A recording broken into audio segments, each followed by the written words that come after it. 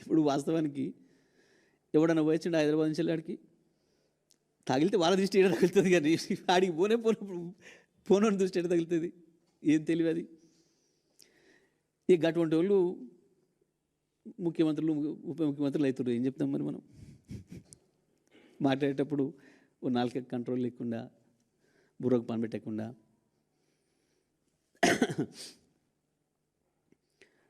రోజు వస్తే వచ్చిపోయేటోళ్ళు వందలాది వేలాది మంది అక్కడి నుంచి వాళ్ళు హైదరాబాద్ను చూసేది వాళ్ళు. ఏమంటాం మనం? నరదృష్టి పడింది అని అంటాం చాలా విషయాలలో. చూసి వస్తానికి బాగా ఎక్కువ మంది చూసిపోతే ఓ చేనెమ్మడి పోతుంటే బాగుంది ఈ చేను అని చెప్పి అంటారని చెప్పి పాపం దిష్టి బొమ్మలు కట్టుకుంటారు. మరి కట్టుకుంటామే, ఆయన దిష్టి బొమ్మ వద్దన్నాడు, మనం ఆపినామా? పిచ్చి మాటలు, తెలివి తక్కువ మాటలు, మైండ్లెస్.